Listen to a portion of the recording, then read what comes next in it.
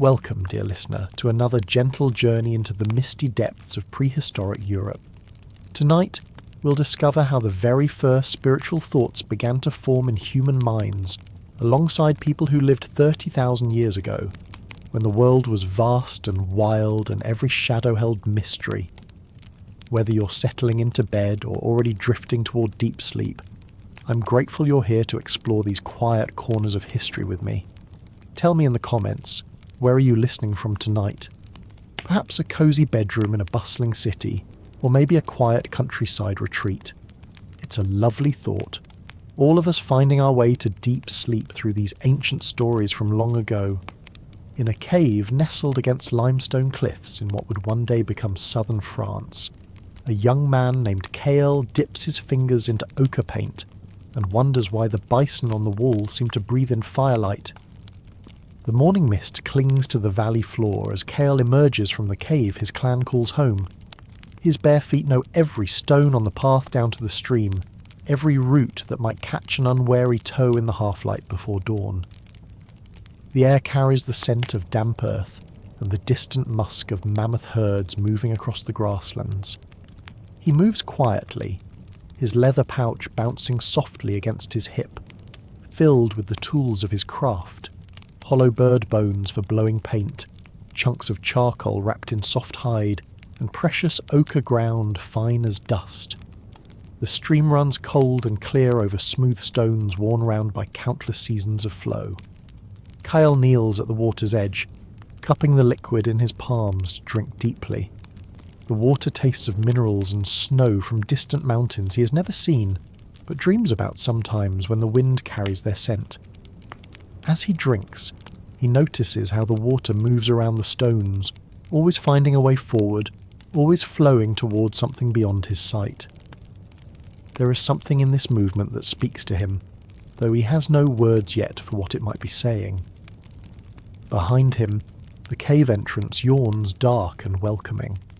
Inside, 23 members of his clan still sleep on beds of dried grass and fur, their breathing creating small clouds in the cool air. His sister Naya lies curled beside their mother, her hand resting on the gentle swell of her belly where new life grows. The sight of her sleeping form fills him with a feeling he cannot name, part protectiveness, part wonder at the mystery of how life begins and grows and continues. The fire pit holds only glowing embers now, but Kyle knows how to coax flame from those sleeping coals. He adds dried grass and thin twigs, blowing gently until orange tongues of light dance upward. The fire seems alive to him, hungry and warm and somehow aware of his presence. When he was younger, his grandmother told him that fire was the first gift given to people by the forces that shape the world. She never explained who or what those forces might be. But sitting here in the dancing light, Kale finds himself wondering about them more and more often. As the fire grows stronger, other members of the clan begin to stir. His uncle Torvin rises first, as he always does, his weathered face creased with the lines that speak of many seasons spent watching the horizon for signs of game or danger. Torvin nods to Kale, a gesture that holds within it approval and acknowledgement. The older man has been teaching Kale to read the land, which plants heal sickness, which animal tracks mean food, which clouds bring rain. But lately Kale has noticed things that Torvin cannot explain, patterns and connections that seem to exist beyond the practical knowledge of survival. The women wake next, their movements efficient and purposeful as they begin the day's work. His mother, Vera, checks the food stores, dried meat wrapped in bark, nuts and berries cached in leather pouches, roots that can be ground into meal when hunting is scarce. Her hands move with practiced certainty over each item, assessing, planning, ensuring the clan's survival for another day. But Kyle has watched her sometimes when she thinks no one is looking, seen her touching certain objects with unusual reverence. A smooth stone found near a spring, a feather from a bird that sang especially beautifully, a piece of wood shaped by wind into an almost human form. The children wake last, tumbling from their sleeping furs with the boundless energy of youth. They cluster around the fire, extending small hands toward its warmth, while their mothers prepare the morning meal. Kyle watches them, and remembers when he too was small enough to believe that the shadows dancing on the cave walls were alive, that the wind carried voices of invisible beings, that every stream and tree and rock might have its own mysterious purpose. After the morning meal of dried meat and bitter roots, Kyle gathers his painting materials and heads deeper into the cave. The passage narrows and widens unpredictably, carved by water that flowed here long before his people claimed this place as home. The walls bear the marks of previous painters, handprints in red ochre, simple animal shapes, abstract designs that seem to flow like the water that once shaped these stone corridors. Some of these marks were made by his own hands in seasons past, but others were left by people who came before, whose names are lost but whose presence still lingers in the painted stone. The chamber where Kale does his finest work lies deep in the cave's heart, where the walls curve up into shadows that torchlight cannot fully penetrate. Here, the stone surface is smooth and pale, perfect for painting. Natural formations in the rock suggest animal shapes, a bulge that resembles a bison's shoulder, a depression that becomes a mammoth's eye, a crack that follows the curve of a horse's back. Kale has learned to work with these natural suggestions, adding his colours and lines to bring the sleeping animals in the stone to life. Today he is working on a great bison, its head lowered as if grazing on invisible grass. The animal's bulk fills most of the smooth stone surface, painted in rich browns and deep reds that seem to glow in the flickering torchlight. He has been adding details for many days now, the texture of coarse hair, the gleam of a dark eye, the powerful muscles beneath the skin. But something about the painting troubles him, though he cannot quite identify what it might be. As he works, grinding fresh ochre between two stones and mixing it with fat from a recent hunt, Kale finds his mind wandering to questions that have no easy answers. Why does he feel compelled to paint these animals on cave walls where they will be seen by so few? What drives him to spend precious daylight hours in darkness, recreating the forms of creatures his clan hunts for food? And why, when the painting is going well, does he sometimes feel as if the animals are painting themselves through his hands? The ochre spreads smoothly across the stone, following the natural contours that suggest the bison's form. Kale's fingers know this work intimately now, how much pressure to apply, how to blend colours while they're still wet, how to use the stone's own texture to create the appearance of fur or muscle. But as he works, he becomes aware of a strange sensation, as if he is not alone in the chamber.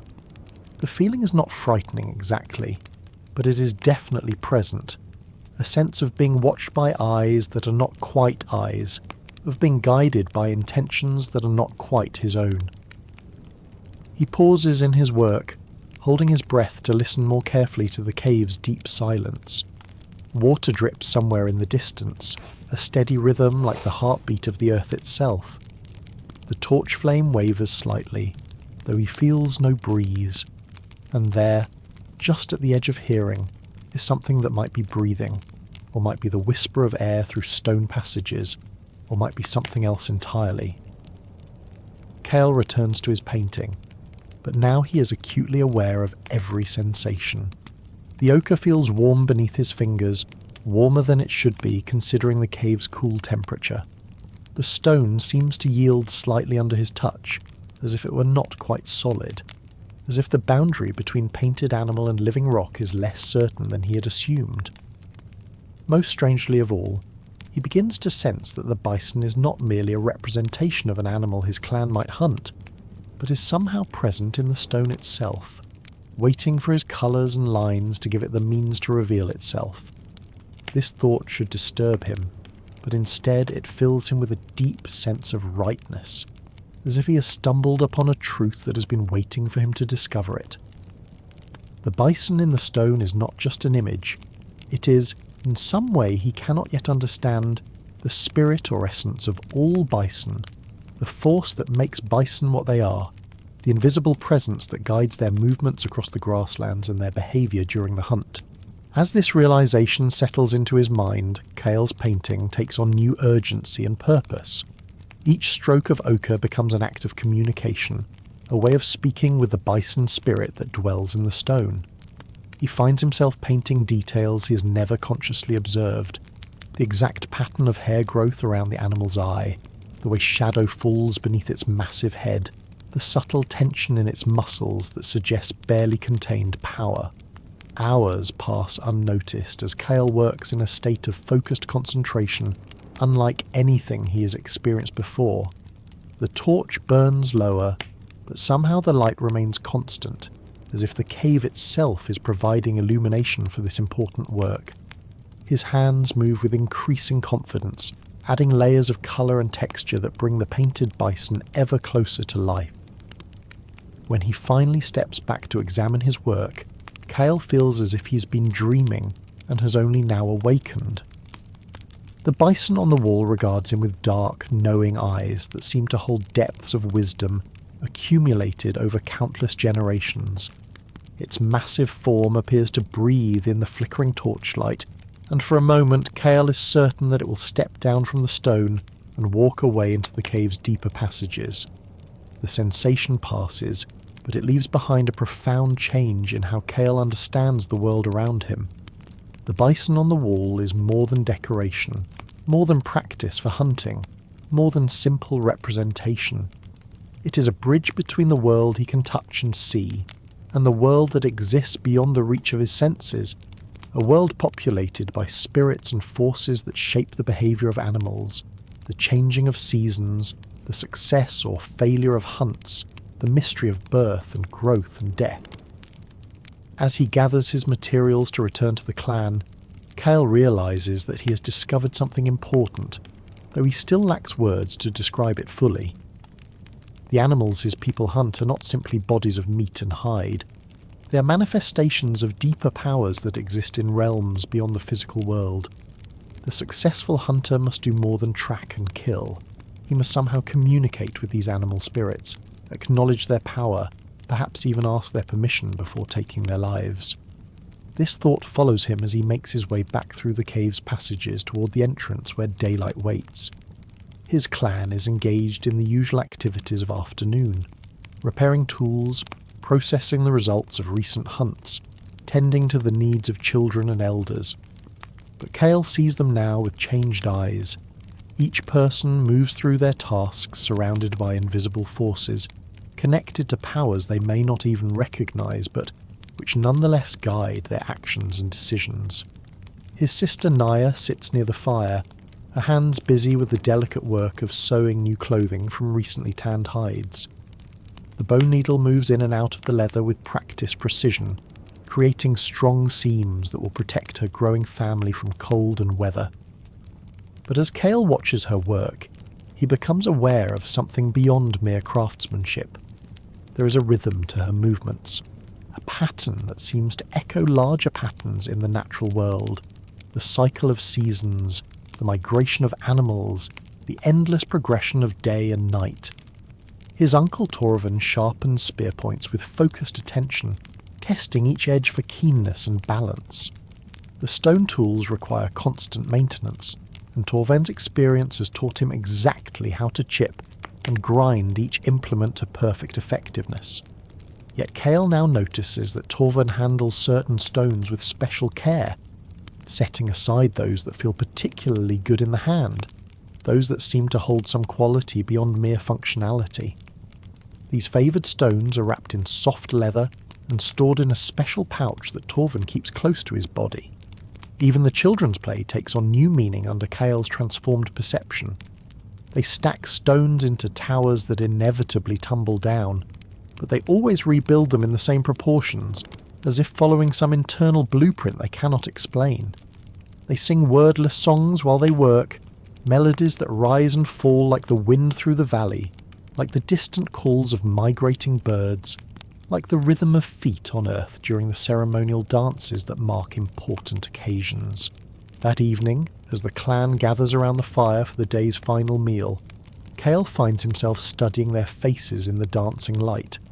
Each person carries within them the same mysterious connection, to unseen forces that he has discovered in himself. His grandmother's eyes hold depths of knowledge accumulated over many seasons of observing natural patterns and human behaviour. His mother's hands seem to know instinctively which foods will nourish and heal, which combinations of plants will ease pain or fever. The youngest children move with an unconscious grace that suggests they are still close to whatever source of wisdom guides the movements of animals and the growth of plants. But how can he share what he has learned in the cave's depths? How can he help his clan understand that they are surrounded by spirits and powers that influence every aspect of their lives? The words do not yet exist for such concepts. The very idea of invisible beings that inhabit animals and objects and natural phenomena is so new that Kale can barely hold it clearly in his own mind. As the fire burns lower and clan members begin to seek their sleeping places, Kale remains awake, staring up through the cave entrance at the star-filled sky. Each point of light seems to pulse with its own mysterious life, suggesting vast distances and incomprehensible purposes. The night wind carries scents and sounds from across the grasslands. The distant howl of wolves, the rustle of grass beneath the feet of nocturnal creatures, the whispered conversations of trees swaying in the darkness. All of it feels connected now, part of some great pattern that extends far beyond his ability to comprehend fully. The bison he painted today is linked to the actual bison that roam the grasslands, and both are connected to the forces that guide the seasons and the migration patterns and the success of hunts. His clan survival depends not only on their practical skills and knowledge, but also on their ability to remain in harmony with these invisible powers that surround them.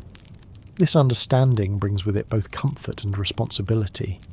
Comfort, because it suggests that his people are not alone in a vast and indifferent world, but are instead part of something larger and more meaningful than they had previously imagined. Responsibility, because maintaining harmony with these spirit forces will require new kinds of attention and respect, new ways of approaching the daily tasks of survival. As sleep finally begins to claim him, Kale's mind turns to questions that will shape his thoughts in the days to come. What other spirits might exist beyond the animal ones he has discovered? How can his clan learn to communicate with these invisible beings? And what will happen if they fail to maintain the proper relationships with the forces that govern their world? But what happens when winter comes and the spirits themselves seem to disappear into the frozen earth? Chapter 2. Following the Herds. How moving seasons shaped sacred thoughts. The first snow arrives 3 moons after Kale's discovery in the painted cave, falling in soft, silent flakes that transform the familiar landscape into something strange and dreamlike. He stands at the cave entrance in the pale morning light, watching the white blankets settle over the grasslands where the great herds once grazed. The bison have moved south, following paths worn by countless generations of their kind, and soon Kale's clan must follow or face the hungry months ahead with dwindling stores and empty hands. The preparation for movement fills the cave with purposeful activity. His mother Vera sorts through their possessions with practiced efficiency, deciding what can be carried and what must be cached in hidden places until their return. The heaviest grinding stones are wrapped in hide and buried beneath carefully arranged rocks. Extra spear points and tools are sealed in waterproof pouches and hidden in crevices known only to the clan. Everything that can be moved must fit into the carrying pouches and travois that will bear their lives across the winter landscape. But as Kale helps prepare for departure, he finds himself troubled by questions that did not exist before his awakening to the spirit world. The painted animals on the cave walls. What happens to them when the clan moves on? Do the bison spirits remain trapped in the stone, waiting through the long winter for human eyes to see them again? Or do they somehow travel with the living herds, leaving only coloured earth behind? His sister Naya moves carefully now, her pregnancy showing clearly beneath the extra layers of fur clothing that will protect her from winter's bite. She sorts through her sewing supplies, keeping only the most essential needles and sinew, wrapping them in soft leather that she ties close to her body. Kyle watches her hands move over each item with the same reverent attention he has noticed before, and he realises that she too senses something beyond the merely practical in these objects that serve her craft. The bone needle, she tells her young daughter Kira, came from a deer that gave its life willingly. Your grandmother's grandmother taught her to thank the deer spirit before using its bones for tools. The sinew comes from the same deer's tendons, and it remembers being part of something that could run swift as wind across the grasslands. These words stop Kale in his work of rolling sleeping firs. Naya speaks of deer spirits and grateful sacrifice as if such things are commonly known, as if the invisible world he discovered in the painted cave has always been present in his clan's understanding. Has he stumbled upon something that was already there, waiting for him to recognise it? Or has his discovery somehow awakened similar awareness in others? His uncle Torven approaches carrying his most precious possessions, the special stones he has collected over many seasons, each one chosen for qualities that go beyond their usefulness as tools. One is perfectly round and smooth, worn by water into a shape that fits exactly in the palm of his hand. Another shows bands of different coloured minerals that spiral through the stone like frozen smoke. A third bears the impression of some ancient sea creature, its shell preserved in rock harder than bone. These stones have power, Torven explains to the younger men who help load the travois. This one came from a stream where the water never freezes even in the deepest winter. This one was found on a hilltop where eagles nest, and it carries some of their ability to see great distances. And this one, he holds up the fossil reverently. This one remembers when the world was different, when strange creatures swam in waters that covered the land. It holds knowledge of changes so vast that they are beyond our understanding. Kyle listens to his uncle's words with growing excitement. The older man has clearly been aware of spirit forces for much longer than Kale himself, but neither of them has had words to discuss such things until now. The painted cave has somehow given Kale the beginning of a language for speaking about the invisible world, and now that language spreads to others who have been sensing these mysteries without knowing how to name them. The clan's departure takes place in the grey hour before dawn, when the snow has stopped falling and the world lies hushed under its white covering. 23 people move in single file along paths that their ancestors have followed for generations beyond memory. The adults carry heavy packs and pull loaded travois across the snow. The older children help with smaller bundles and keep watch for the very young ones who might tire quickly in the cold. Even the dogs seem to understand the seriousness of this journey, staying close to their human companions instead of ranging ahead to explore interesting scents. Kale walks near the front of the line, his painter's tools secured in a special pouch that protects them from moisture and cold. As they move away from the cave that has been their home through the warm seasons, he turns for one last look at the limestone cliffs that hold his painted bison. The cave entrance appears small and dark from this distance, giving no hint of the wonders it contains. But as he watches, a subtle shift in the light makes the cliff face seem to flicker with hidden colours, as if the painted animals within are somehow visible through solid stone. The first day of travel covers familiar ground, valleys and ridges that the clan has hunted over during their stay at the summer cave. But as they move farther from home, the landscape takes on qualities that Kale has never noticed before. Certain rock formations seem to pulse with energy, drawing his attention in ways he cannot explain. Groves of trees that should appear ordinary instead feel alive with presence, as if invisible beings watch from among the branches. Even the snow itself seems more than simple frozen water. It appears to carry messages written in patterns too complex for human understanding. The night camp is made in a shallow valley, protected from the worst of the wind. The clan works together to clear snow from a wide circle, then builds a large fire in the centre, surrounded by temporary shelters constructed from bent poles and hide coverings. The work is hard and cold, but there is comfort in the familiar routine, in the way each person knows exactly what tasks need completing and how to work efficiently with the others. As the fire grows strong and hot, driving back the darkness and cold, Kale notices how the flickering light transforms the snow-covered landscape around their camp. Shadows dance and shift in ways that suggest movement where nothing should be moving. The wind-sculpted snow drifts take on forms that resemble sleeping animals, watching spirits, mysterious figures that seem almost human but not quite.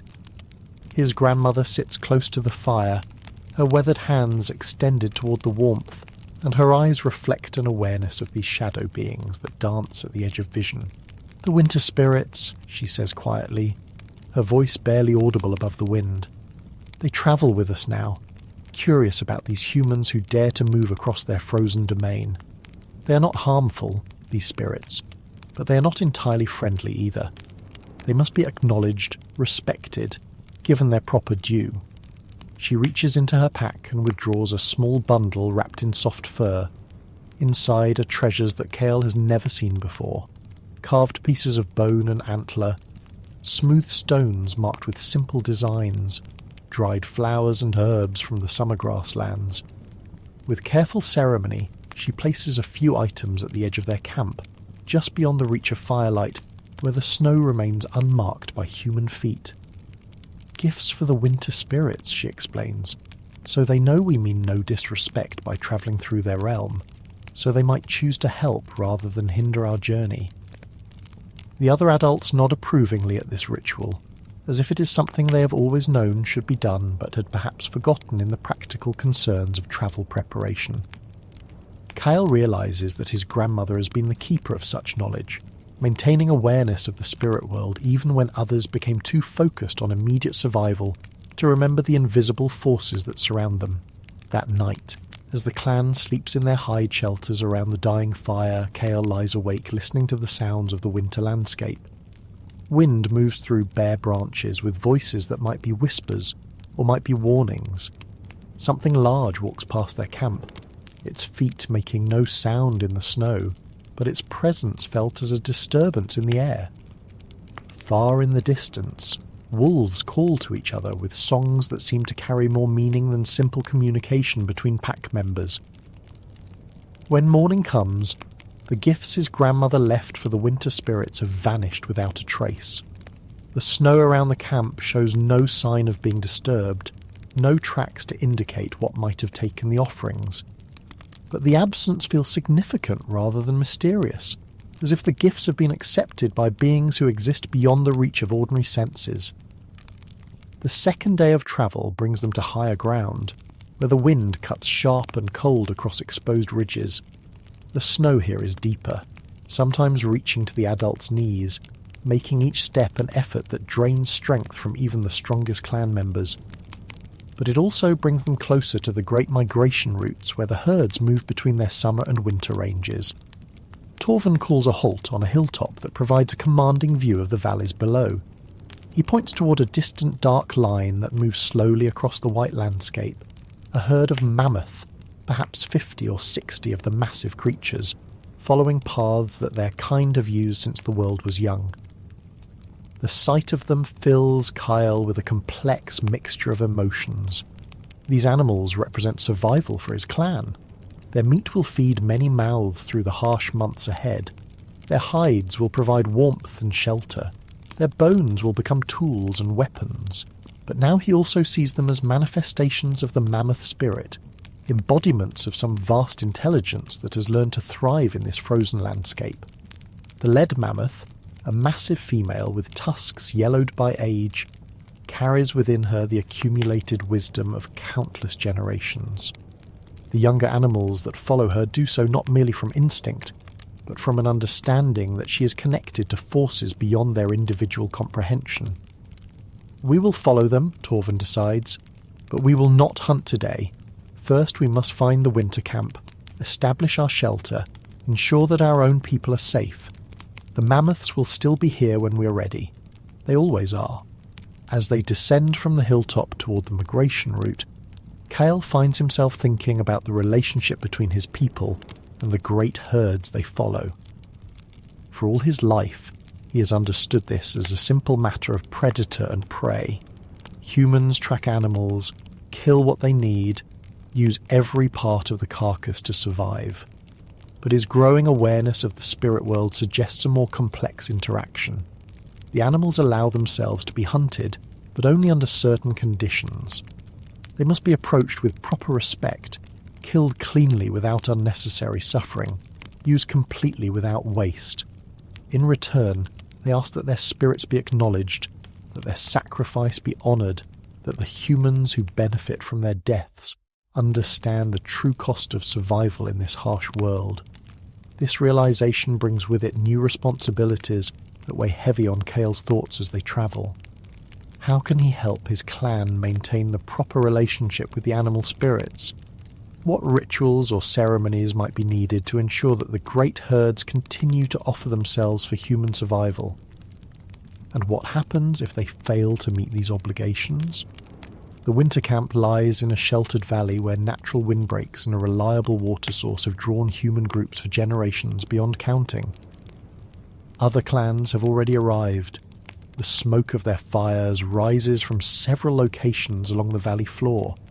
The sight of these other groups brings relief and anticipation. There will be trade goods to exchange, news to share, stories to tell during the long winter nights. Young people from different clans will meet and form the bonds that ensure the continuation of all their peoples.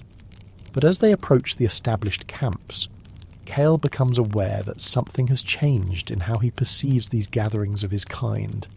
Each clan brings with it not only practical goods and skills, but also spiritual knowledge, different ways of understanding and communicating with the invisible forces that shape their world.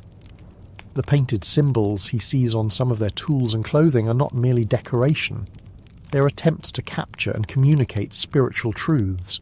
An elderly woman from a clan that arrived several days earlier approaches to welcome the newcomers.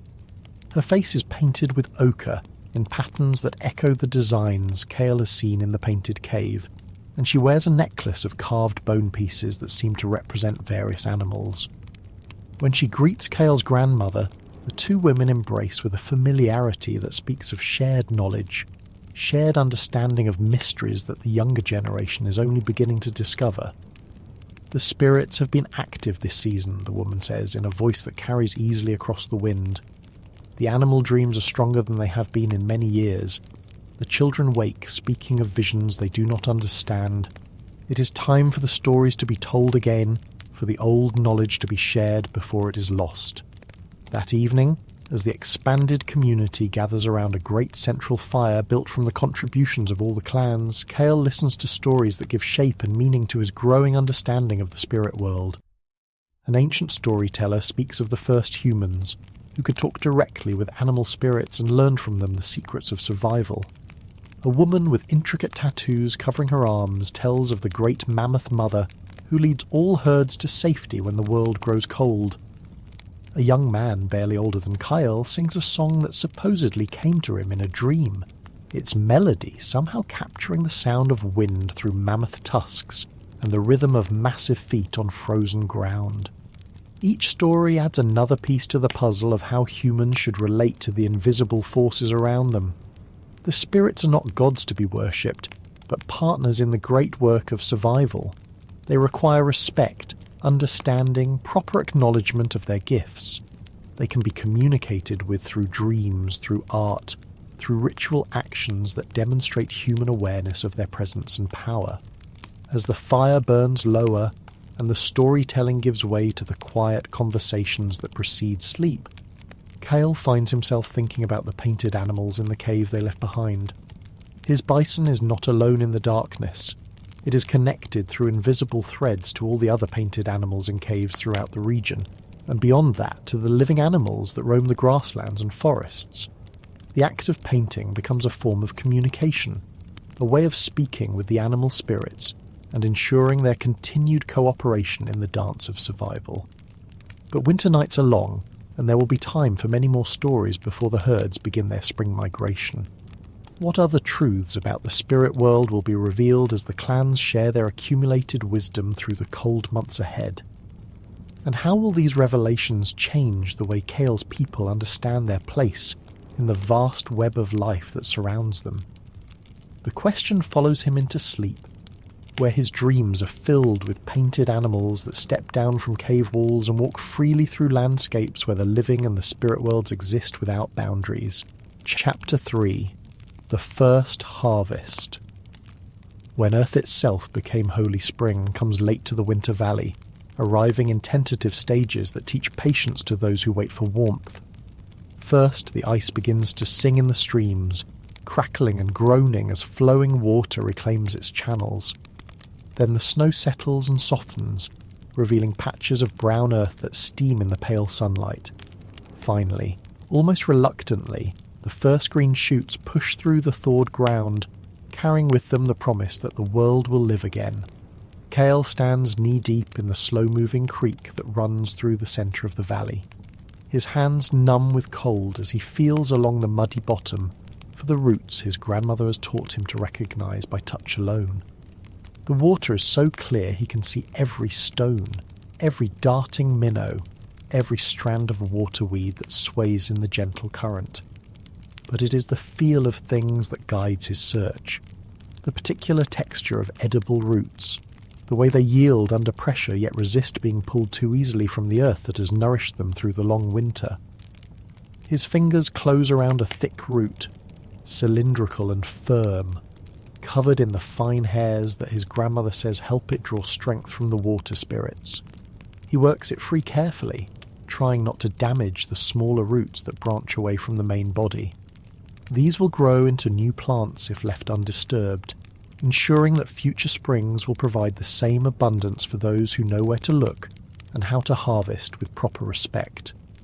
Around him, other members of the combined clans work their way through the valley's awakening landscape, gathering the first fresh foods that will supplement their winter stores and restore vitality to bodies wearied by months of preserved meat and dried vegetables.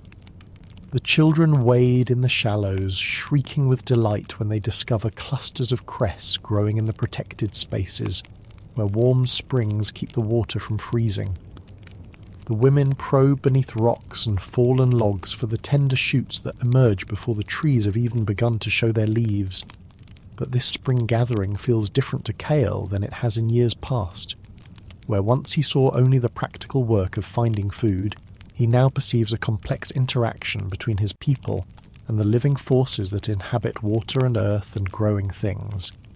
Each root he pulls from the stream bed is not simply nourishment, but a gift from the water spirits who have kept these plants alive through the winter's harshest months. The cress that the children gather so enthusiastically grows in places where earth spirits and water spirits meet and mingle, creating conditions perfect for the plants that will restore human health after the long season of limited diet. His grandmother works nearby, her movements deliberate and respectful as she collects particular plants that serve purposes beyond mere nutrition. Some have leaves that ease the pain of joints stiffened by cold and age. Others produce flowers that calm restless minds, or help new mothers recover their strength after childbirth. Still others seem to have no practical use at all, yet she gathers them with the same care she gives to the most essential medicines. Every plant has its own spirit, she explains when Kale asks about these mysterious herbs. Some spirits are generous with their gifts. They help us heal sickness, restore strength, ease pain. But they must be asked properly, thanked appropriately, given offerings that show our understanding of their sacrifice. The spirits of these plants choose to help us, but they could just as easily refuse if we forget to show proper respect.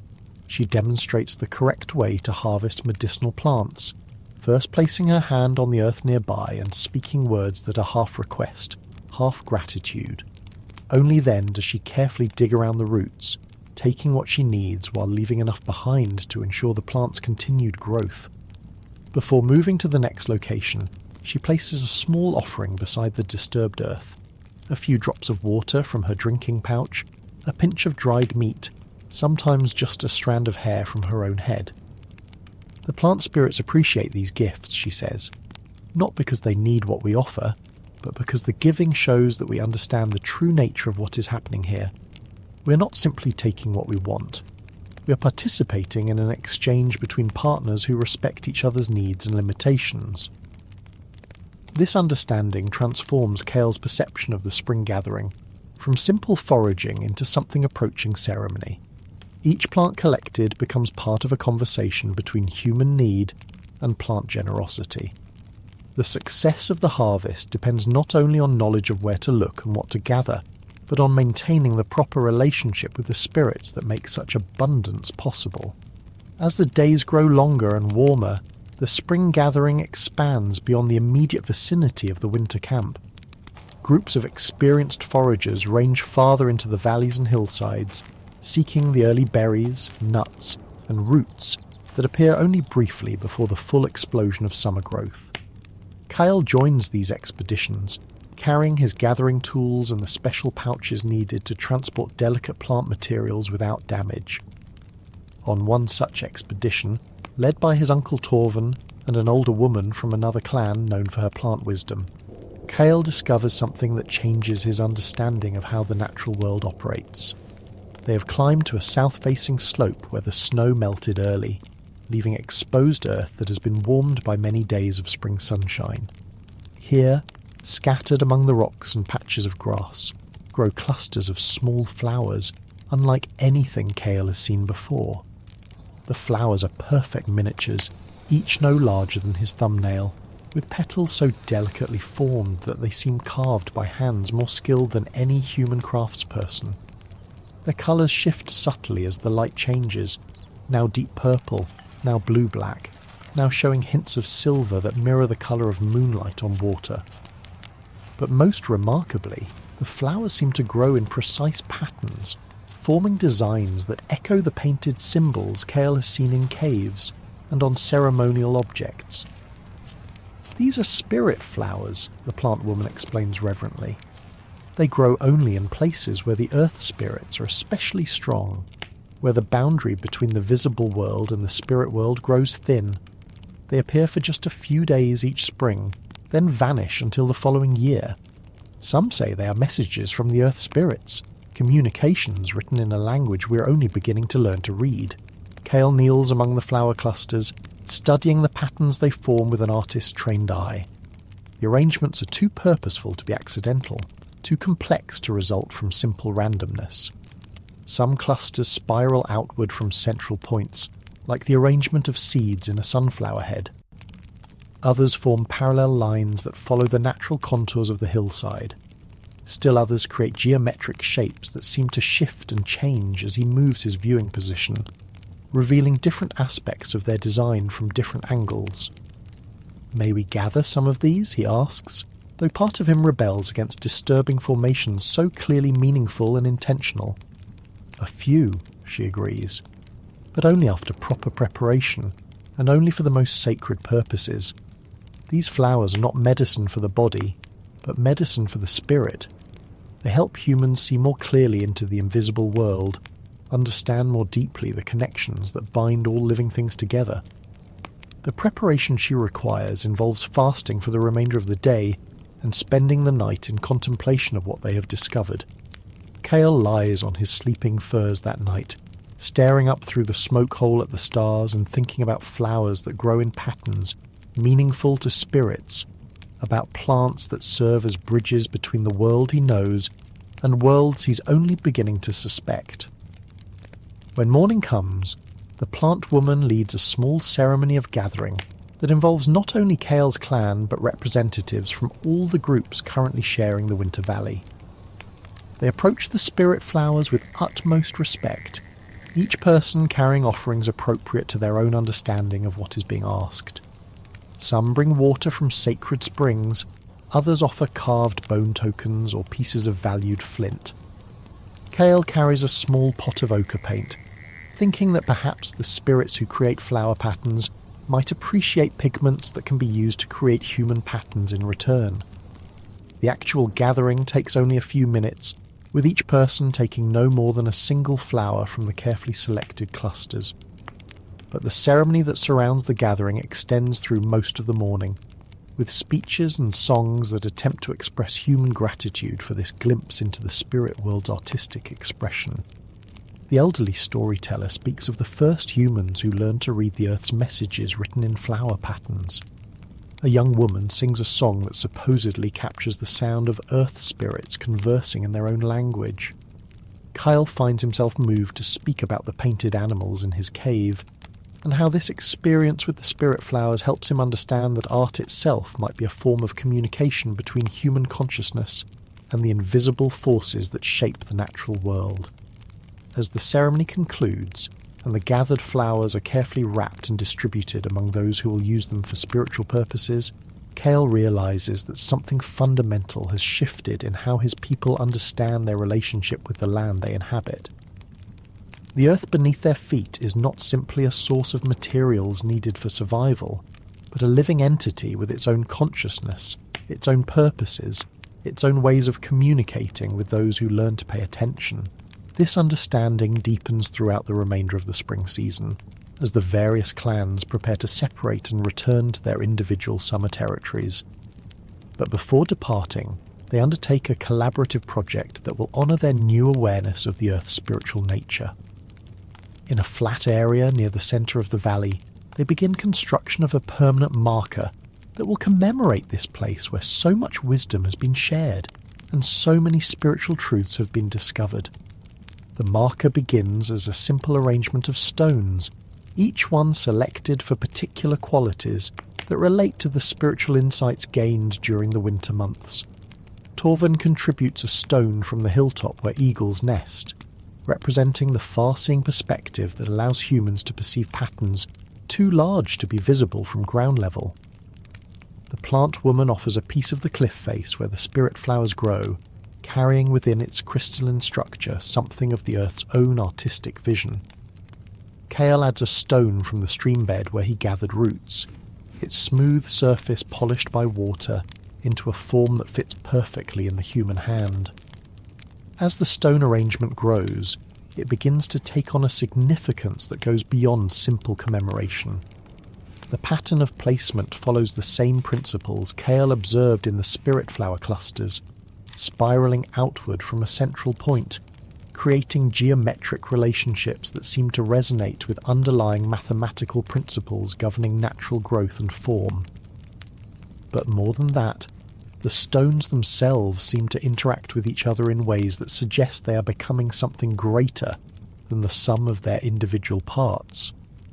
This will be a place of power, his grandmother observes as they step back to examine their completed work. Humans will return here in future seasons and find that the stones have absorbed something of our spiritual discoveries. They will serve as teachers for those who come after us, helping them understand truths that we have only begun to glimpse.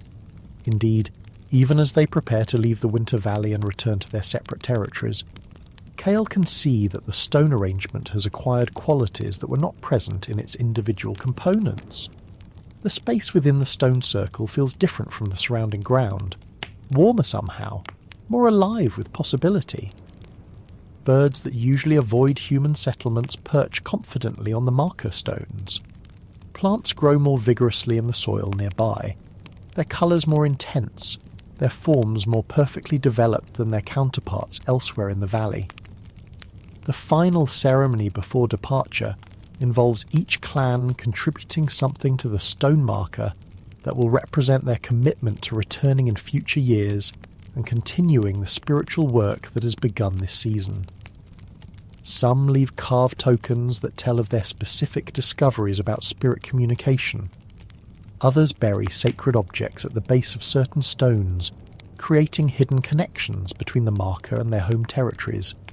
Kale contributes a pot of paint mixed with ochre from his own cave, pouring it into the cracks between stones so that future visitors will see traces of colour that connect this place to the painted sanctuaries scattered throughout the region. As his clan loads their travel gear and prepares for the journey back to their summer cave, Kyle feels the weight of new responsibilities settling on his shoulders. The painted bison waiting in the limestone cliff is no longer simply an artistic achievement, but part of a growing network of sacred sites where humans communicate with the spirit world. The cave itself must be understood as more than shelter. It is a temple, a place where the boundary between visible and invisible realms becomes permeable enough for meaningful exchange to occur. But the journey homeward will take them through territories where other clans live and work, places where different approaches to spirit communication have developed. What will Cale learn from these encounters about the diversity of human spiritual experience? And how will his own growing understanding be changed by exposure to practices and beliefs that may challenge everything he thinks he's discovered about the invisible forces that govern the natural world? The questions travel with him as their small group makes its way along familiar paths toward the limestone cliffs that hold their painted treasures. Behind them, the stone marker stands silent in the empty valley, waiting for the seasons to turn and the clans to gather again around its mysterious presence. Ahead lies the cave where his spiritual journey began, and the painted bison whose eyes seem to hold secrets he is only beginning to learn how to see. Chapter 4: Stones in Circles. When sky meets ground. The summer cave welcomes them back with the familiar scent of limestone and the whisper of underground water moving through hidden channels. Cale's painted bison still watches from the deep chamber, its ochre colours undimmed by the months of abandonment, its dark eyes holding the same mysterious awareness that first awakened his understanding of the spirit world. But now, after a winter of shared stories and spring revelations about earth spirits and plant wisdom, the painted animal seems like only one voice in a vast conversation that stretches across the landscape and reaches upward toward the star-filled sky. His sister Naya has grown heavy with pregnancy during the journey home, her movements careful and deliberate as she helps establish their summer routines. The child within her will be born during the warm season, when food is abundant and the clan can dedicate time and attention to welcoming new life properly. But as Cale watches her prepare her birthing space in a sheltered alcove near the cave's entrance, he becomes aware of spiritual dimensions to pregnancy and birth that he had never considered before. The child carries spirits from both parents, his grandmother explains as she helps Naya arrange soft furs and gather the herbs that will ease labour and protect mother and infant from harm. But it also carries something more, a spirit that has chosen to join our clan, to take on the challenges and gifts of human life. We must prepare a proper welcome for this spirit visitor, show that we understand the magnitude of what is being offered to us. The preparation involves more than practical arrangements for birth and infant care. Throughout the summer, as Naya's pregnancy progresses, the clan engages in ceremonies designed to communicate with the approaching spirit, to learn something of its nature and needs. These rituals draw on knowledge that his grandmother and other elders have maintained through many seasons, but they are also influenced by the spiritual discoveries made during the previous winter's gathering. Kyle finds himself deeply involved in these preparations, not only because of his relationship to Naya, but because his growing artistic abilities are needed to create visual representations that will help focus the clan's spiritual attention. In a shallow cave chamber near their living area, he begins work on a series of paintings unlike anything he has attempted before. Instead of depicting animals that exist in the physical world, these images try to capture the essence of spirits that exist beyond ordinary perception. The work requires new techniques, new ways of thinking about how colour and form can represent invisible realities. He experiments with overlapping transparencies that suggest beings existing in multiple dimensions simultaneously. He develops methods of blending pigments that create colours shifting and changing as the viewing angle changes, like the spirit flowers that appeared and vanished on the hillside. Most challengingly, he attempts to paint movement itself, the flowing, dancing motion of spirits who are not constrained by the physical laws that govern material bodies. His uncle Torvin watches this artistic exploration with deep interest, contributing insights drawn from his own growing understanding of how stones and other objects can serve as bridges between the material and spirit worlds. Together they begin to plan a permanent installation that will mark the birthplace and provide ongoing spiritual protection for the child when it arrives. The spirits need anchor points in the physical world, Torvin explains as they select stones from the stream bed for their project. Places where their energy can concentrate and interact with human consciousness. Your painted animals serve this purpose in the deep cave. Now we need something similar for the birth chamber, but designed specifically for welcoming and protecting new life. The stone arrangement they create draws inspiration from the marker left in the Winter Valley, but it incorporates new elements suggested by Cale's painted spirit forms and his grandmother's knowledge of birth protection rituals. 7 stones are arranged in a circle around the space where Naya will give birth, each one selected for particular qualities that relate to different aspects of the birthing process. A smooth river stone represents the flowing ease that should characterize healthy labour. A piece of star-fallen iron speaks to the strength needed by both mother and child. A crystal formation that catches and reflects light symbolises the clarity of vision that will help the newborn navigate between spirit and material worlds. But the stone circle is only the beginning of their spiritual preparation for the birth.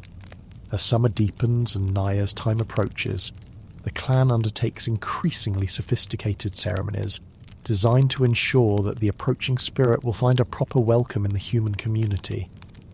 These rituals require coordination between the practical work of daily survival and the ceremonial attention demanded by spiritual communication.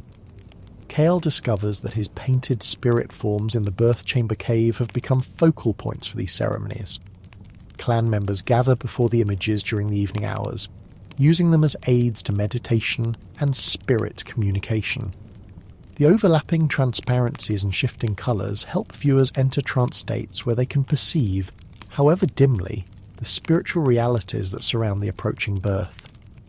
During one such ceremony, Cale himself experiences a vision that fundamentally changes his understanding of how the spirit world relates to human life. As he stares at his painted spirit forms in the flickering torchlight, the images seem to come alive, moving and dancing in patterns that extend beyond the cave walls to encompass the entire landscape outside. He sees the limestone cliffs as part of a vast network of sacred sites, connected by streams of spiritual energy that flow like underground rivers through the earth itself. But more importantly, he sees how these earth-bound spiritual currents connect upward to similar flows of energy that move among the stars. The sky, which he had always understood as distant and separate from human concerns, reveals itself as intimately connected to the spiritual forces that govern life on Earth. The patterns traced by moving stars mirror the patterns found in spirit flower clusters and stone circles. The rhythm of seasons echoes the longer rhythms of stellar movement across the vault of night. This vision stays with him as the clan's birth preparations reach their culmination in a great ceremony that takes place on the night when the summer stars reach their highest point in the sky. All the spiritual techniques they have learned throughout the past year are brought together in a complex ritual designed to align earthly and celestial forces for the benefit of mother, child, and the approaching spirit that will join them. The ceremony begins in the deep cave, where Cale's painted bison and the other animal spirits watch over proceedings with their eternal painted eyes. Clan members gather in the painted chamber, their voices joining in songs that supposedly echo the sounds made by earth spirits as they communicate with their counterparts in the sky. The melodies are unlike any music Cale has heard before, wordless but somehow meaningful, rising and falling in patterns that seem to mirror the movement of wind through grass, water over stone, stars across the darkness. As the singing continues, participants begin to experience the altered consciousness that allows perception of spiritual realities. Cale sees the painted animals step down from the cave walls and move among the human celebrants, their forms shifting between the solid appearance of living creatures and the transparent essence of pure spirit. The bison he painted months ago approaches him directly, its dark eyes holding depths of wisdom that stretch back through countless generations of both human and animal experience. But the deepest part of the vision occurs when the ceremony moves outside. where the stone circles and painted birth chamber await the culmination of the ritual. Under the star-filled sky, with the summer constellations wheeling overhead in their ancient patterns, Cale perceives the full magnitude of the spiritual networks that connect Earth and sky, human consciousness and cosmic intelligence, individual birth and the vast web of life that encompasses all existence. The stars themselves seem to pulse with awareness, each point of light representing a centre of consciousness that participates in the ongoing creation of reality.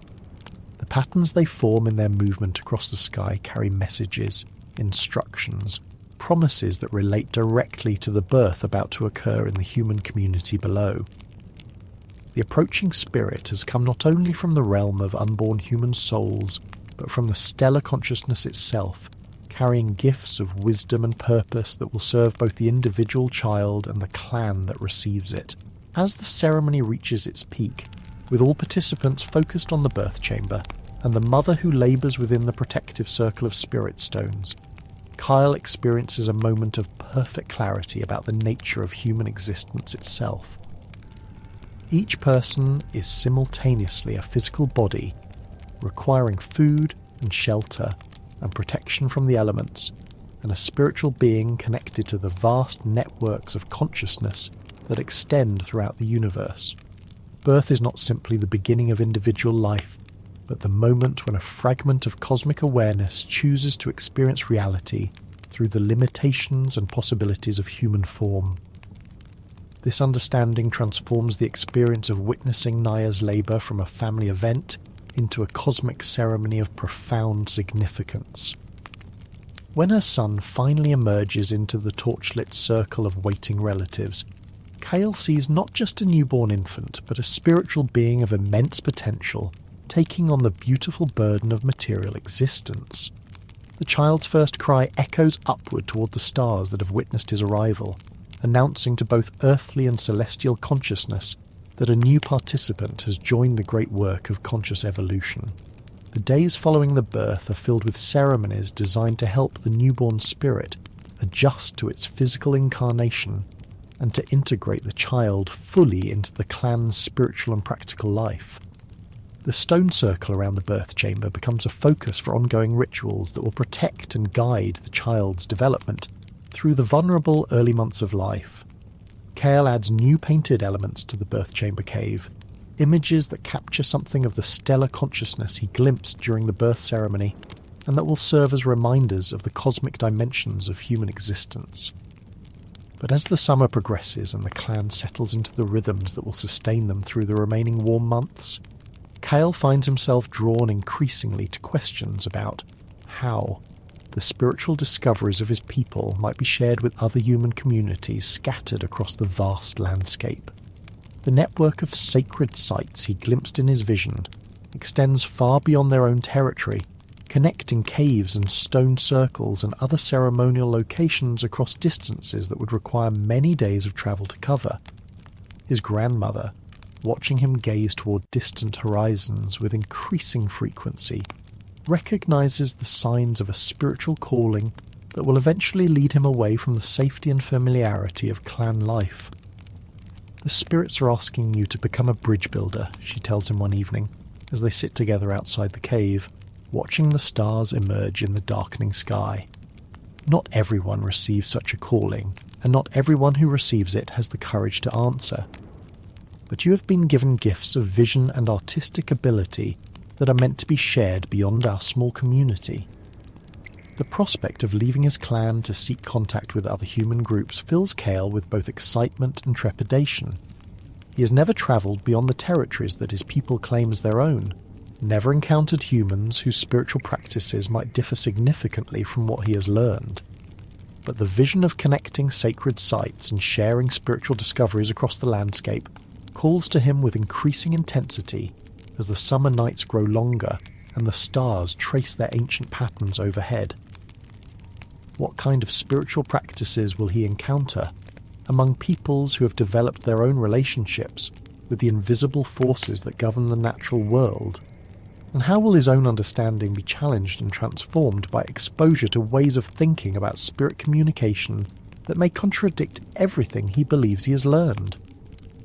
The questions pull him towards sleep, filled with dreams of distant caves painted by unknown hands, of stone circles arranged according to principles he has never imagined, of ritual practices that open doorways between worlds in ways his own people have never attempted. Chapter 5. The Shaman's Dream. When one person spoke for many spirits, the autumn wind carries more than the scent of dying leaves and the distant smoke of other clan fires. For Kale, now in his 25th year, it brings dreams that arrive not during sleep but in the quiet moments between waking and unconsciousness. Visions that seem to originate from sources beyond his own mind. He stands at the mouth of their limestone cave, his nephew, Naya's son, sleeping peacefully in his arms, and feels the invisible currents of spiritual energy that connect their sacred site to others scattered across the vast landscape. The child, now 3 months old and thriving under the protection of the stone circle and painted birth chamber, seems unusually sensitive to these spiritual currents. His dark eyes track movements that other clan members cannot see, and his tiny hands reach toward empty air, as if trying to grasp invisible companions. Kale has begun to suspect that this infant may have been born with natural abilities to perceive the spirit world, gifts that will need careful guidance as he grows toward understanding. He sees them, his grandmother observes, settling beside Kale on the sun-warmed stones outside the cave. The spirit beings that move between our world and theirs. Some children are born with such sight, but most lose it as they learn to focus only on material things. If we are wise, we can help him maintain the ability while learning to live safely in both worlds. Her words carry weight beyond simple observation, for during the weeks since the child's birth, clan members have increasingly turned to Kale for guidance in matters that bridge the practical and spiritual aspects of their lives. His painted caves have become gathering places where people come seeking understanding of dreams, interpretation of unusual natural phenomena, and guidance about proper relationships with the spirit forces that surround them. Without conscious intention, he has begun to serve as a bridge between his people and the invisible realms that increasingly influence their daily decisions. This role brings responsibilities he never anticipated when he first discovered the painted bison breathing in torchlight. Yesterday, a hunter returned from the grasslands with disturbing news. The mammoth herds that should be moving toward their winter grounds have instead turned eastward, following routes that will take them far from the clan's traditional hunting areas. The change threatens their winter survival, but it also raises spiritual questions about what might have caused such disruption in patterns established over countless generations. The mammoth spirits are troubled, the hunter reports during the evening gathering around their central fire. I watched the lead female for most of a day, and her behaviour was unlike anything I have seen before. She would start toward the southern passes, then stop suddenly, and turn her massive head as if listening to voices the rest of us cannot hear. 3 times she led the herd several miles in the wrong direction, before turning back and testing another route. The clan looks to Kale for interpretation of these unusual events, expecting him to provide spiritual insight into what the mammoth spirits might be communicating through this departure from normal behaviour. But as he considers the hunter's report, Kale realises that his understanding of spirit communication is still limited to individual encounters with animal spirits and natural forces. The broader patterns that govern the interaction between different spirit realms remain largely mysterious to him. We need to seek guidance from those who have walked further along the path of spirit communication, he tells the assembled clan members. There are others, living in the territories beyond our usual range, who have developed ways of speaking directly with the great spirit forces that govern animal movements and seasonal patterns. The time has come for me to seek them out and learn from their accumulated wisdom. The decision to leave his clan for an extended journey of spiritual discovery weighs heavily on Kale's mind through the following days of preparation. He will be travelling alone, without the protection and support that comes from group membership. into territories where other human communities may view strangers with suspicion or hostility. But more challenging than the physical dangers is the prospect of encountering spiritual practices that may contradict or invalidate everything he believes he has learned about communication with invisible forces. His grandmother helps prepare him for the journey, sharing knowledge she has maintained through many seasons about the locations of sacred sites and the peoples who tend them. From her, he learns that the network of painted caves and stone circles extends much farther than he had imagined, connecting human communities across distances that span many days of travel. Each site serves as a centre for spiritual practices developed by people whose understanding of the spirit world has been shaped by their particular landscape and the unique challenges of survival in their territory.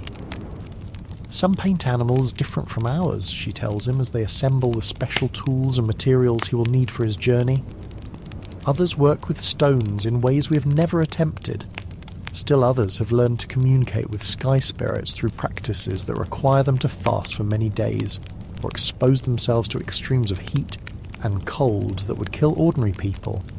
You will encounter wisdom that challenges your current understanding, but you will also discover truths that confirm and deepen what you have already learned.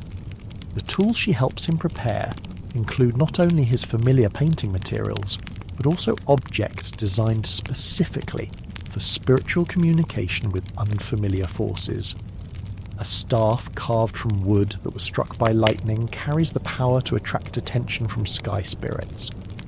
A pouch of sacred earth taken from beneath the stone circle in the Winter Valley will help him establish spiritual connections in foreign territories. Most importantly, a small piece of his painted bison, carefully chipped from the cave wall, will serve as a spiritual anchor linking him to his home base no matter how far his travels may take him. The journey begins on a morning when mist rises from the valleys and the sun creates golden pathways through the forest canopy above. Cale follows deer paths and ancient human tracks that lead away from familiar territory toward the eastern mountains where, according to his grandmother's knowledge, live people who have developed extraordinary abilities to communicate with weather spirits and the forces that govern seasonal change. The first day of travel takes him through landscapes that gradually shift from the limestone country of his home toward the granite uplands where different plants grow and different animals make their homes. The spirits he encounters along the way feel subtly different from those he knows. Not hostile, but definitely foreign, requiring different approaches and different offerings to establish friendly communication. By evening, he reaches a valley where ancient earthworks suggest the presence of human communities much larger than his own clan. Circular arrangements of raised earth and carefully placed stones create patterns visible only from elevated viewpoints. Designs so vast and complex that they must represent the coordinated work of many groups over extended periods of time. The spiritual power concentrated in these earthworks is immediately apparent, creating sensations of energy and awareness that make the hair on his arms stand upright, even at a considerable distance from the constructions themselves. But the earthworks appear abandoned, with no smoke rising from human fires, no sounds of voices or daily activities. As Cale approaches cautiously, he discovers evidence that the area was evacuated recently and in haste. Scattered tools, partially completed food preparation tasks, even some personal possessions left behind as if their owners expected to return within a few days. The absence of people in such a spiritually powerful location creates an atmosphere of unease that makes him reluctant to camp here for the night. Instead, he continues travelling until full darkness forces him to make camp in a smaller valley, several miles from the abandoned earthworks. But even here, the spiritual influence of the great construction seems to reach him, filling his dreams with images of vast ceremonies involving hundreds of participants, rituals so complex and powerful that they could influence weather patterns across entire regions. The second day brings him into contact with the first humans he's encountered since leaving his own territory. A small group of hunters, their bodies painted with designs unlike any he has seen before, watches him approach from positions among the rocks above the trail he's been following. Their stillness and the arrangement of their weapons suggest they could kill him easily if they chose, but their posture also indicates they are waiting to assess his intentions rather than planning immediate attack. "I seek the people who speak with sky spirits," Kale calls out in the universal language used for communication between different clans. "I come as a student, not as a threat to your territory or your spiritual practices." The hunters exchange glances weighted with meanings he cannot interpret. Then the eldest gestures for him to approach more closely. As he climbs toward their position, Kale becomes aware that these people radiate an aura of spiritual power unlike anything he has encountered before. Their painted designs seem to shift and move in his peripheral vision, and their eyes hold depths that suggest they perceive layers of reality invisible to ordinary human sight. "The Sky Speakers left the Great Circles 3 days ago," the eldest hunter tells him, his voice carrying harmonics that resonate strangely in the mountain air. The weather spirits brought warnings of changes coming from beyond the eastern peaks, storms carrying ice and darkness that would destroy anyone who remained in the exposed valley. They have gone to the deep caves where the earth spirits provide protection from sky fury. The news that the people he seeks have been driven from their traditional ceremonial site by spiritual warnings fills Kale with both disappointment and fascination. These sky speakers possess abilities to communicate with weather spirits so advanced that they can receive advance warning of dangerous atmospheric conditions. But their retreat to underground shelters also suggests that even the most spiritually advanced humans remain vulnerable to natural forces beyond their control. "Will you guide me to these deep caves?" he asks, offering trade goods and paint materials as payment for such assistance. "My people face troubles that may require sky spirit guidance to resolve. The mammoth herds have abandoned their traditional migration routes, threatening our winter survival." The hunter considers this request with obvious reluctance. The Sky Speakers do not welcome visitors during their retreat times. Their communication with weather spirits requires absolute concentration, and the presence of untrained spiritual energy could interfere with their work. But he pauses, studying Kale's painted tools and the spiritual objects his grandmother helped him prepare. "You carry markers of genuine spiritual development. Perhaps they would consent to meet with you briefly, especially if your clan's troubles relate to the larger disruptions they have been sensing in the natural order." The journey to the deep caves requires another full day of travel, through increasingly rough terrain where granite peaks thrust upward through forests of pine and fir. The hunters who guide him move with economy of motion that speaks of absolute familiarity with this landscape, following paths that are barely visible even to eyes trained in tracking. As they climb higher, Kale becomes aware of spiritual energies so intense they create physical sensations, tingling skin, heightened awareness, a feeling that the air itself is charged with invisible power. The caves, when they finally reach them, exceed anything Kale had imagined possible. Natural formations in the granite have been modified by human work spanning many generations, creating chambers and passages designed specifically for communication with spiritual forces. The walls bear painted images that make his own cave art seem primitive by comparison. Figures that seem to move and breathe in the torchlight. Designs that create optical illusions suggesting multiple dimensions existing simultaneously in the same space. But most impressive are the people themselves. The Sky Speakers number perhaps 60 individuals, ranging from children, barely old enough to walk to elders whose age appears to exceed that of anyone in Kale's experience. Their spiritual development is immediately apparent in their movements, their expressions, their aura of calm authority over forces that ordinary humans can barely perceive. They seem to exist simultaneously in the physical cave and in other realms accessible only to highly trained consciousness. The leader who agrees to meet with Kale appears to be a woman of middle years, though her spiritual presence suggests depths of experience that transcend normal human aging. Her body is covered with painted symbols that shift colour and pattern as she moves, and her eyes hold the same quality of vast knowledge that Kale has glimpsed in his painted animal spirits. When she speaks, Her voice carries harmonics that seem to originate from sources beyond her physical throat. "Your mammoth troubles are part of larger disruptions," she tells him without preamble, as if she has been expecting his arrival. "The sky spirits have shown us visions of changes coming to the earth. Not just weather changes, but transformations in the fundamental patterns that govern the relationship between human communities and the animal spirits that sustain them. The mammoths have sensed these changes and are seeking new territories where the old agreements between human and animal consciousness can be maintained." Her words confirm Cale's growing suspicion that his clan's hunting difficulties are symptoms of spiritual disruptions that extend far beyond their immediate territory. But they also suggest that solutions may require coordinated action between multiple human communities, spiritual cooperation on a scale that has never before been attempted. What kind of spiritual practices will be needed to address disruptions that affect the fundamental relationships between human and animal consciousness? And how can scattered clans learn to coordinate their spiritual efforts when they have never before needed to work together on such complex matters?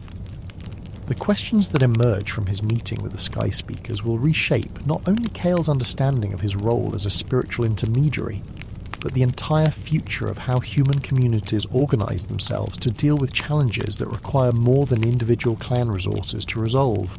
Chapter 6. Gathering Tribes. How Sacred Stories Travel Between Peoples.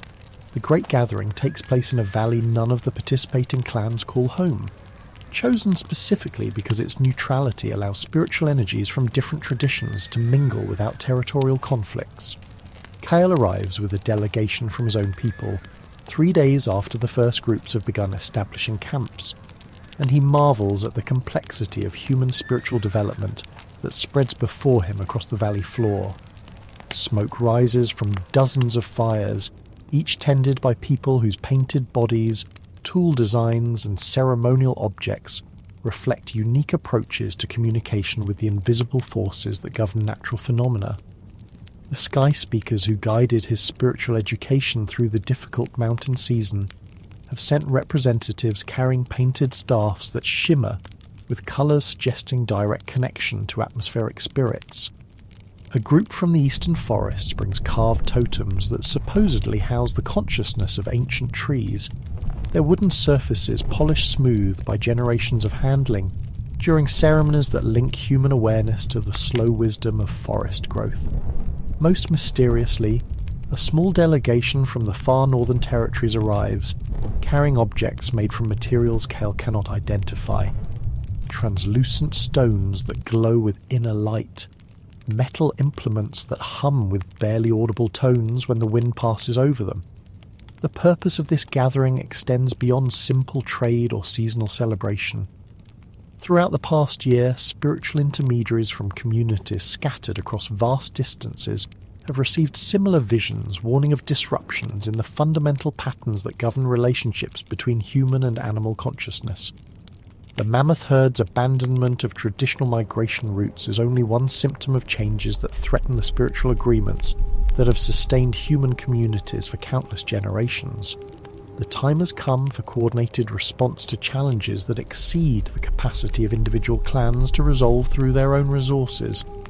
Cale's role in the gathering reflects his growing reputation as someone capable of bridging different spiritual traditions while maintaining respect for the unique wisdom each community has developed. His painted caves have become pilgrimage sites for spiritual seekers from other territories, and his techniques for visual communication with animal spirits have been adapted by artists working in media and locations far from his limestone homeland. But more importantly, his willingness to learn from traditions radically different from his own has marked him as someone who can facilitate the kind of cross-cultural spiritual cooperation this crisis demands. The first formal ceremony of the gathering takes place on the night of the new moon, when the absence of lunar light allows participants to perceive more clearly the subtle energies that emanate from spiritual practitioners working in unfamiliar traditions. Representatives from each participating community contribute elements to a complex ritual designed to create temporary unity among diverse approaches to spirit communication establishing the trust and mutual understanding necessary for coordinated action. Kale contributes painted designs created specifically for this ceremony, images that attempt to capture the essential spirit forms common to all the traditions represented in the valley.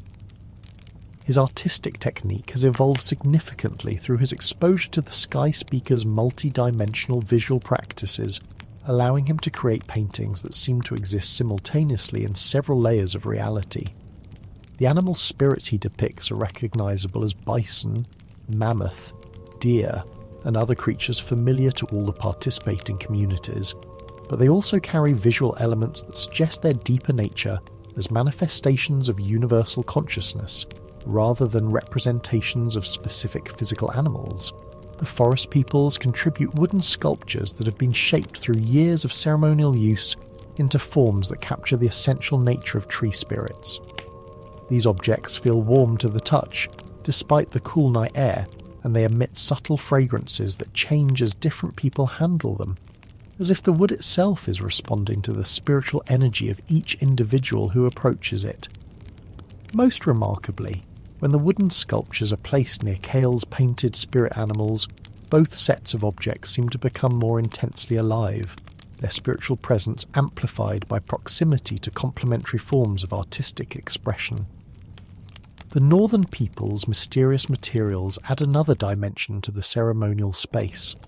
Their glowing stones cast light that reveals details invisible under normal illumination, additional layers in Kale's paintings, hidden symbols carved into the wooden sculptures, patterns in the natural rock formations surrounding the valley that suggest this location has been used for spiritual gatherings far longer than any of the current participants realise. The humming metal implements create tones that resonate with similar frequencies produced by the wooden objects and the painted cave walls, establishing harmonic relationships that seem to link all the ceremonial elements into a unified whole. But the most profound aspect of the ceremony occurs when participants begin to share the specific spiritual knowledge their communities have developed through generations of interaction with the invisible forces that govern their particular territories.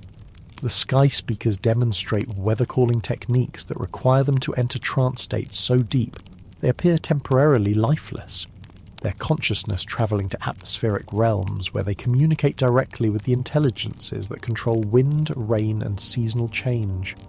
The forest peoples show how they merge their awareness with the collective consciousness of entire woodland systems, accessing knowledge accumulated over centuries by communities of trees, plants, and forest animals. The northern delegates reveal practices that seem almost impossible to Kale's understanding, methods of spiritual communication that involve projecting human consciousness across vast distances to communicate with similar practitioners in territories far beyond the reach of physical travel. They demonstrate these techniques during the ceremony, establishing contact with spiritual intermediaries in communities so remote that their existence was previously unknown to most of the gathering's participants. As the ceremony progresses through the night, participants begin to perceive the outlines of a spiritual crisis much larger and more complex than anyone had initially understood. The disruptions affecting mammoth migration patterns are part of systemic changes in the relationships between human communities and the animal spirits that have sustained them for countless generations. These changes appear to originate from sources beyond the Earth itself, cosmic influences that are altering the fundamental energetic patterns that govern life on the planet.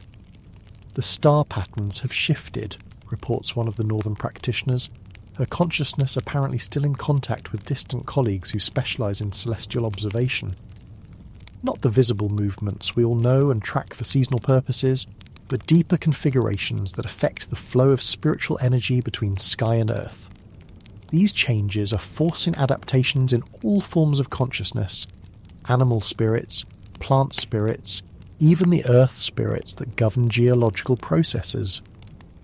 The implications of this information transform the gathering from a regional response to local difficulties into something approaching a planetary council dealing with cosmic scale transformations. The spiritual practices that individual communities have developed for maintaining harmony with local natural forces may need to evolve rapidly to address influences originating from stellar and galactic sources beyond any previous human experience. Over the following days, working groups form around different aspects of the emerging understanding. Kyle finds himself involved in efforts to develop new forms of artistic expression capable of capturing and communicating the multi-dimensional nature of the spiritual crisis they face. His painted animals, which began as simple representations of creatures his clan hunted for food, must now evolve into symbolic systems capable of bridging not only different human spiritual traditions, but different levels of cosmic consciousness. The challenge requires collaboration with artists and spiritual practitioners whose technique stretches understanding to its limits. A woman from the southern marshlands shows him how to create paintings using pigments that change colour in response to the viewer's spiritual state, allowing artistic works to serve as diagnostic tools for assessing individual readiness for advanced spiritual practices. A man from the high mountain valleys demonstrates carving techniques that create objects capable of storing and transmitting spiritual energy across great distances, making it possible to maintain communication networks between widely scattered communities. Most transformatively, the northern practitioners teach him methods of artistic creation that involve collaborative work with non-human intelligences. Instead of painting animal spirits from his own imagination, he learns to invite actual spirit beings to participate directly in the artistic process, allowing them to guide his hands in creating visual representations of their own nature and purposes. The results are paintings unlike anything he has previously produced, images that seem to move and change independently of his conscious intention, artworks that serve as windows allowing viewers to glimpse directly into the spiritual realms the painted figures inhabit. But as his artistic abilities expand under the influence of these diverse traditions, Cale becomes increasingly aware of the responsibility that comes with such power. The paintings he creates now have the capacity to influence the spiritual development of anyone who views them, potentially accelerating consciousness evolution in ways that could be beneficial or harmful, depending on the viewer's level of preparation. The collaborative spirit beings who work through his hands possess knowledge and purposes that extend far beyond his current understanding, raising questions about whether he is serving human interests or being used by non-human intelligences for purposes he cannot fully comprehend. These concerns are shared by other participants in the gathering who are experimenting with expanded spiritual practices. The forest peoples report that their tree spirit collaborators have begun communicating information about ecological changes that will not become physically apparent for many generations, requiring human communities to make preparation for environmental conditions they may never personally experience.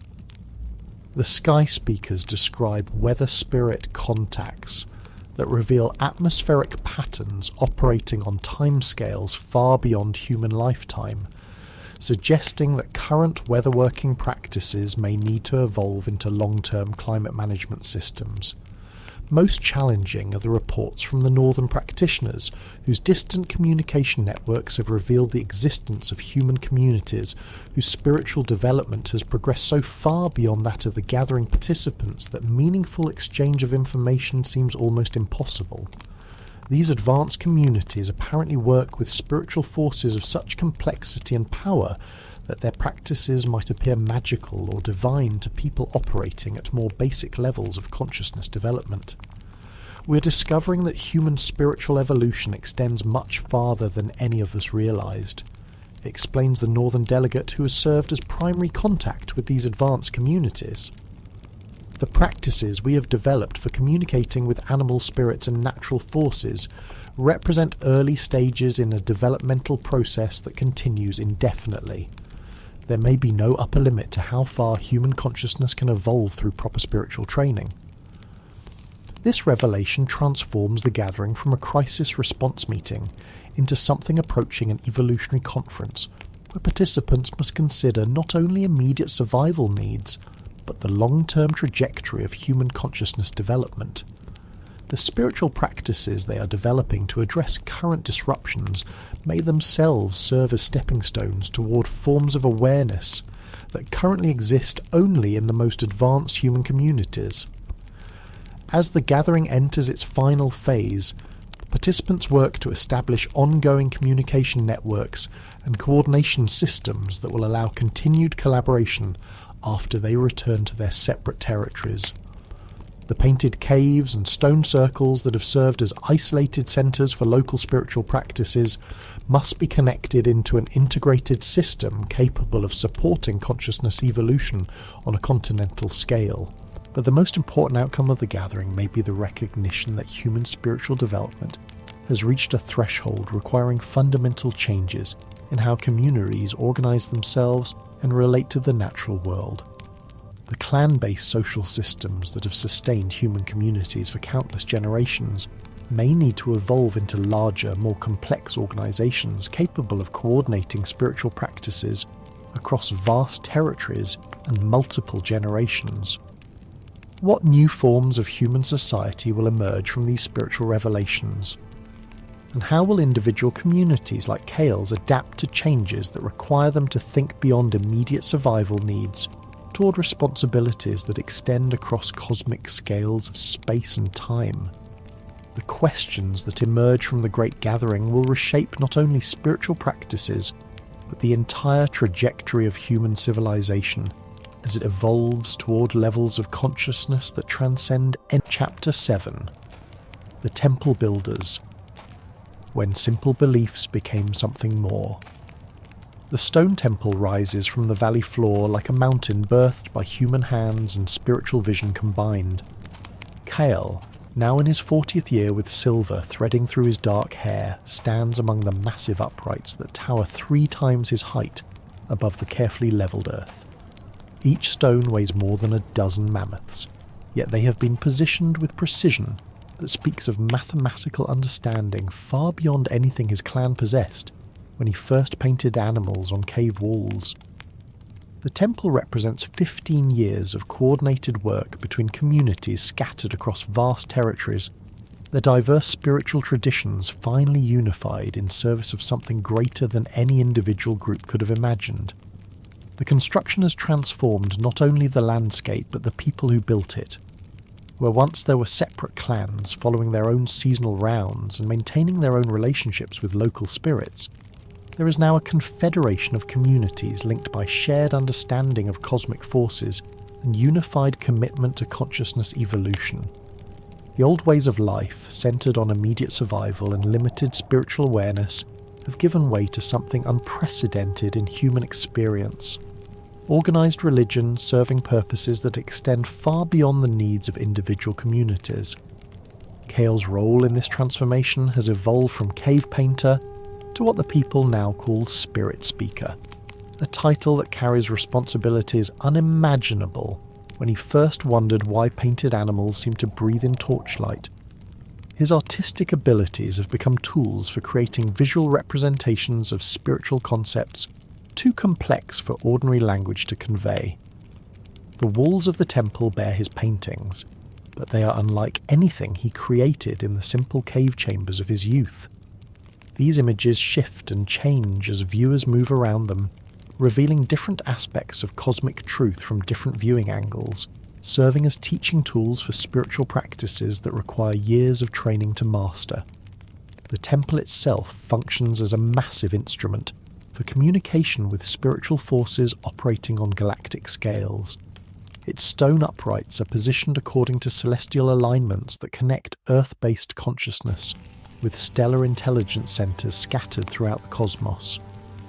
During certain astronomical configurations, the spaces between the stones become windows into other dimensions of reality, allowing trained practitioners to communicate directly with non-physical beings whose wisdom transcends anything available through earthly experience. But the temple's greatest significance lies not in its spiritual technology, but in what it represents about human consciousness evolution. The coordination required for its construction has forced participating communities to develop new forms of social organisation, new methods of decision-making, new ways of balancing individual needs against collective purposes. The clan-based societies that sustained human communities for countless generations have been superseded by hierarchical systems where spiritual authority determines social position and cosmic knowledge guides practical decisions.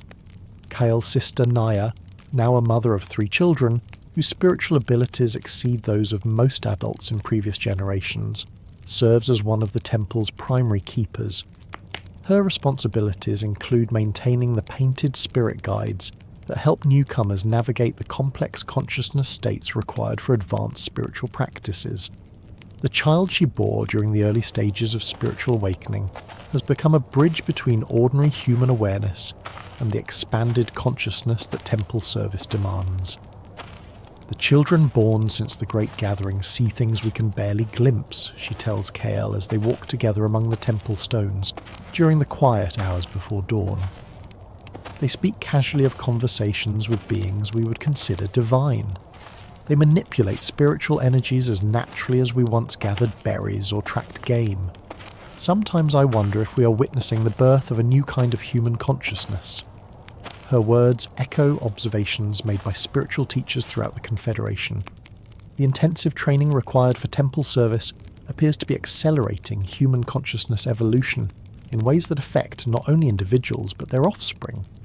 Children born to temple-trained parents demonstrate spiritual abilities from early ages that suggest they may represent a new stage in human development, as different from ordinary humanity as modern humans differ from their earliest ancestors.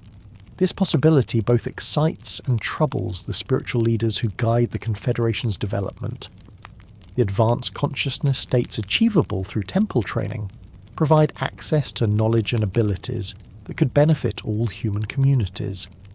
But they also create separation between those who have received such training and those who continue living according to older patterns, potentially dividing human society into distinct classes with fundamentally different capabilities and concerns. We are becoming something our ancestors could not have imagined, reflects Torvin, Kyle's uncle, whose knowledge of sacred stones has made him one of the temple's chief architects. Now an elderly man, whose understanding of cosmic forces has grown to encompass geological processes operating over millions of years, he speaks of humanity's future with both wonder and concern. But we do not yet know whether what we are becoming will serve the greater good or lead us away from the wisdom that sustained our people through countless generations of simpler living. The temple ceremonies that mark the major astronomical transitions have become events that draw participants from territories spanning many days of travel. These gatherings demonstrate the Confederation's success in unifying diverse spiritual traditions under a common framework of cosmic understanding. But they also reveal the growing complexity of religious practices that now require specialized knowledge and lengthy training to perform correctly. During the autumn ceremony marking the season when cosmic energies turn inward for the spiritual work of winter, Kale finds himself serving as primary interpreter for visions received by temple practitioners working in the deepest trance states. The images that come through these advanced consciousness explorations suggest that human spiritual evolution is approaching another major threshold, a transformation that will make current temple practices seem primitive by comparison. The beings who communicate through the deepest trances speak of changes coming that will transform not only human consciousness, but physical reality itself, he reports to the assembled spiritual leaders. They suggest that the temple-building phase of our development is preparation for responsibilities that will extend beyond Earth to include conscious participation in cosmic evolution processes affecting entire star systems. These revelations challenge even the most advanced spiritual practitioners to expand their understanding of humanity's role in cosmic development. The spiritual practices that began with simple communication with animal spirits have evolved into participation in intelligence networks that span galactic distances and operate according to principles that transcend current human comprehension. But the most significant transformation may be occurring not among the spiritual elite who serve the temple directly. but among the ordinary people whose lives have been reorganised around supporting the Confederation's religious activities.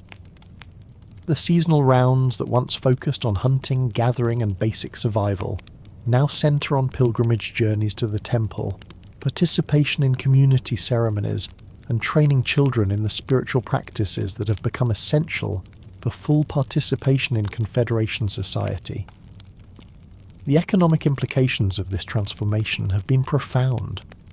Communities that once devoted most of their time and energy to immediate survival needs now allocate significant resources to temple construction, maintenance of spiritual practitioners, and support of the complex social systems required for coordinated religious activities. This shift has been made possible by innovations in food production and storage that allow smaller numbers of people to generate surplus resources sufficient to support larger populations. But these innovations themselves represent applications of spiritual knowledge gained through temple practices. Improved agricultural techniques have emerged from communication with plant spirits who reveal optimal growing conditions and seasonal timing. Enhanced hunting success results from deeper understanding of animal consciousness and more sophisticated methods of negotiating hunting agreements with wildlife spirits. Even improvements in toolmaking and construction techniques reflect insights gained through spiritual practices that provide access to knowledge not available through ordinary trial and error experimentation. The integration of spiritual and practical knowledge has created a feedback system where advanced consciousness development generates innovations that support larger populations engaged in even more sophisticated spiritual practices. The Confederation has become a self-reinforcing system for consciousness evolution that operates according to principles radically different from the survival-focused societies that preceded it. As winter deepens and the temple stones stand stark against the snow-covered landscape, Kale often finds himself reflecting on the journey that began with a young man wondering why painted animals seemed alive in torchlight. The spiritual discoveries that started as personal curiosity about invisible forces have evolved into systematic exploration of consciousness development that may reshape the entire trajectory of human evolution. The painted bison that first awakened his awareness of the spirit world still watches from the deep cave where his spiritual journey began, but it now serves as just one element in a vast network of sacred sites connected through the temple system. The simple cave paintings that once seemed miraculous in their lifelike qualities appear primitive compared to the dynamic spiritual artworks that now serve as teaching tools for consciousness development practices requiring years of training to master. Yet something essential remains unchanged through all these transformations. The fundamental recognition that invisible forces surround and influence human life continues to guide spiritual practices, regardless of how sophisticated those practices have become. The basic understanding that respectful communication with non-physical intelligences can provide guidance for human decisions still underlies even the most complex temple ceremonies. The core insight that artistic expression can serve as a bridge between ordinary awareness and expanded consciousness remains central to all spiritual training programs. In his role as spirit speaker, Kale has become a living repository of the spiritual wisdom that connected his people to cosmic intelligence centers beyond their previous comprehension. His memories span the entire transformation from simple clan-based spirituality to sophisticated temple-centered religion. His artistic abilities have evolved from individual creative expression to systematic development of visual technologies for consciousness transformation. His understanding encompasses both the practical knowledge needed for physical survival and the cosmic awareness required for participation in galactic-scale intelligence networks. The legacy Kale left behind flowed quietly through the generations that followed, not in grand monuments or recorded histories, but in the gentle ways his people learned to see the world around them. His painted caves became places of pilgrimage, where young artists came to understand that their hands could serve as bridges between the visible and invisible realms. The techniques he developed for mixing ochre with reverence, for approaching animal spirits with proper respect, For reading the messages written in flower patterns and stone arrangements, these practices spread from clan to clan like seeds carried on favourable winds. Long after his name was forgotten, mothers still taught their children to pause before hunting, to offer thanks to plant spirits before gathering, to recognise the consciousness that dwells in all living things. The broader transformation that grew from his simple discovery in a limestone cave reshaped how human communities understood their place in the web of existence. Where once people saw themselves as separate from the natural world, struggling against hostile forces for mere survival, they began to perceive themselves as participants in a vast conversation between different forms of consciousness. His painted animals had opened a doorway that could never be closed, revealing spiritual dimensions to daily life that made every hunt a ceremony, every birth a cosmic event, every death a transition rather than an ending. The confederation of tribes that eventually built the Great Stone Temple traced their spiritual awakening back to paintings created by a man who simply wondered why bison seemed to breathe in torchlight. Through his journey from curious young painter to respected spirit speaker, Cale himself had undergone a transformation as profound as any he helped bring to his people. The boy who once painted alone in dark caves had become a bridge builder between worlds. His consciousness expanded to encompass not only the animal spirits that first called to him, but the vast networks of intelligence that connected all life across cosmic distances. Yet in his quiet moments, he remained the same person who felt wonder at the sight of water flowing around stones, who found meaning in the way firelight danced on cave walls, who understood that the greatest mysteries often revealed themselves through the simplest observations. His personal evolution mirrored the spiritual awakening of his entire people, a gradual opening to realities that had always been present, waiting patiently for human consciousness to develop the sensitivity needed to perceive them. The practices Kyle established continued to evolve long after his death, growing into traditions that would influence human spiritual development for millennia to come. His understanding that art could serve as communication with invisible forces became the foundation for ritual practices that connected earthbound consciousness to cosmic intelligence. The temple system that grew from his cave paintings created conditions for accelerated spiritual evolution that transformed not only individual awareness, but the entire trajectory of human development.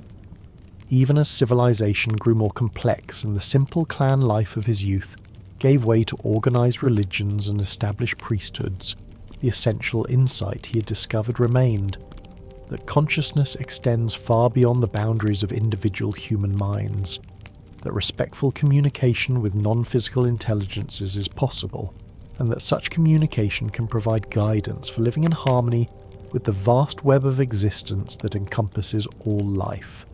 His influence flows onward still, present in every moment when someone pauses to acknowledge the spirit dwelling in a plant before harvesting its gifts, visible in every work of art that serves as more than mere decoration, felt in every ritual that honours the consciousness residing in all natural phenomena.